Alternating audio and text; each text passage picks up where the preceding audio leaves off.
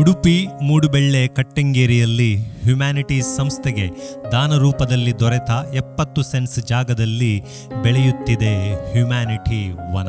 2023ನೇ ಇಸವಿ July ತಿಂಗಳಲ್ಲಿ ವಿವಿಧ ಪ್ರಭೇದದ ಪುಟ್ಟ ಸಸಿಗಳನ್ನು ನೆಟ್ಟು ಕಳೆದ 3 ವರ್ಷದಿಂದ ಅದರ ಆರೈಕೆ ಮಾಡಲಾಗಿದೆ. ಈಗ ಆ ಗಿಡಗಳು ಮರಗಳಾಗಿ ಬೆಳೆದಿವೆ. 2024 ಮತ್ತು 25ನೇ ಇಸವಿಯಲ್ಲಿ ನೆಟ್ಟ ಕೆಲವು ಗಿಡಗಳು ಬೆಳೆಯುತ್ತಲಿವೆ. ಮಕ್ಕಳಿಗೆ ಮತ್ತು ಯುವ ಜನತೆಗೆ ಪರಿಸರ ಪ್ರೇಮ ಕಲಿಸಲು, ಪರಿಸರದ ಮಹತ್ವ ತಿಳಿಸಲು ಈ ಯೋಜನೆಯನ್ನು ಹಮ್ಮಿಕೊಳ್ಳಲಾಗಿದೆ. ಹ್ಯುಮ್ಯಾನಿಟೀಸ್ ಸಂಸ್ಥೆ ಈ ಜಾಗವನ್ನು, ಅಂದರೆ ಈ ಪುಟ್ಟ ಕಾಡನ್ನು ಪರಿಸರಕ್ಕೆ ಅರ್ಪಣೆ ಮಾಡಿದೆ. ಇಲ್ಲಿ ಬೆಳೆಯುವ ಔಷಧಿ ಗಿಡಗಳಾಗಲಿ ಹಣ್ಣುಗಳಾಗಲಿ ಬರೇ ಮನುಜರಿಗಲ್ಲದೆ ಪರಿಸರದ ಪಕ್ಷಿಗಳಿಗೆ ಅರ್ಪಿಸಲಾಗಿದೆ. ಪರಿಸರದಲ್ಲಿ ಪರಮಾತ್ಮನನ್ನು ಕಾಣುವ ಪ್ರಯತ್ನವಿದು. ಪರಿಸರ ಕಾಳಜಿ ನಮ್ಮೆಲ್ಲರ ಕರ್ತವ್ಯ. ದೇಶವೆಂದರೆ ಬರೇ ಧ್ವಜ, ಗಡಿ, ಭೂಪಟ ಅಥವಾ ಗೀತೆಗಳಲ್ಲ.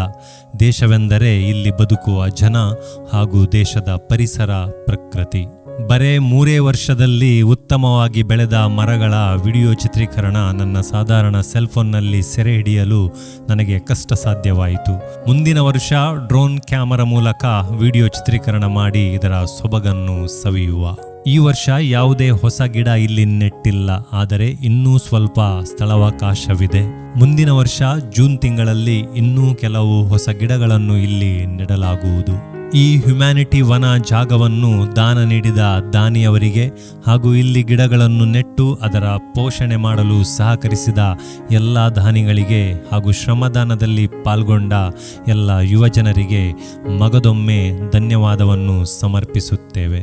ಹ್ಯುಮ್ಯಾನಿಟಿ ಸಂಸ್ಥೆಯ ಪ್ರೇರಣೆ ಪಡೆದು ನೊರೊನ್ನ ಕುಟುಂಬಸ್ಥರು ತಮ್ಮ ಸ್ವಂತ 1 ಎಕರೆ ಜಾಗದಲ್ಲಿ ತಮ್ಮ ಸ್ವಂತ ಖರ್ಚಿನಲ್ಲಿ ಸುಮಾರು 2,000 ಗಿಡ ನೆಟ್ಟು ಕಾಡು ಬೆಳೆಸುತ್ತಿದ್ದಾರೆ. ಬಚ್ಪೆಯಲ್ಲಿರುವ ಈ ಜಾಗವನ್ನು ಹಣದ ಆಸೆಗೆ ಮಾರಿದ್ದಲ್ಲಿ ರೆಸಿಡೆನ್ಷಿಯಲ್ ಏರಿಯಾದಲ್ಲಿ ಇರುವ ಈ ಜಾಗಕ್ಕೆ ಕೋಟಿಗಟ್ಟಲೆ ಹಣ ಸಿಗಬಹುದು. ಆದರೆ ನೊರೊನ್ನ ಕುಟುಂಬ ಈ ಜಾಗವನ್ನು ಪರಿಸರಕ್ಕೆ ಮುಡಿಪಾಗಿಟ್ಟಿದೆ. ಕೇಶದಾನ, ಅಂಗಾಂಗದಾನ, ವಸ್ತುದಾನ, ಪಿಗ್ಗಿ ಬ್ಯಾಂಕ್, ಜೆನ್ಜಿ ಪ್ರಾಜೆಕ್ಟ್ ಹೀಗೆ ಕಳೆದ 10 ವರ್ಷಗಳಲ್ಲಿ ಹ್ಯುಮ್ಯಾನಿಟೀಸ್ ಸಂಸ್ಥೆ 100 ವಿಶಿಷ್ಟ ಯೋಜನೆಗಳನ್ನು ಹಮ್ಮಿಕೊಂಡು 10 ಹಲವು ಸಮಾಜ ಸೇವಕರು ಹಾಗೂ ಸಮಾಜ ಸೇವಾ ಸಂಸ್ಥೆ ಸಮಾಜದಲ್ಲಿ ಹುಟ್ಟುಹಾಕುವಲ್ಲಿ ಪ್ರೇರಣೆ ನೀಡಿದೆ. ಹ್ಯುಮ್ಯಾನಿಟಿ ವನ ಯೋಜನೆಯು ಹಲವು ಜನರಿಗೆ ಸ್ಫೂರ್ತಿ ನೀಡಿದ್ದು ತಮ್ಮ ಮನೆ ಪರಿಸರದಲ್ಲಿ ಮರ ಗಿಡಗಳನ್ನು ನೆಟ್ಟು ಪೋಷಿಸುತ್ತಿದ್ದಾರೆ. ತಮ್ಮಲ್ಲಿ 10-20 ಸೆಂಟ್ಸ್ ಜಾಗವಿದ್ದರೂ ಒಂದು ಪುಟ್ಟ ಸುಂದರ ವನವನ್ನು ನಿರ್ಮಿಸಬಹುದಾಗಿದೆ. ಹ್ಯುಮ್ಯಾನಿಟಿ ವನ ಮತ್ತು ಈ ಜಾಗದಲ್ಲಿ ನೀರು ಇಂಗಿಸುವಿಕೆಯೂ ನಡೆಯುತ್ತಿದೆ.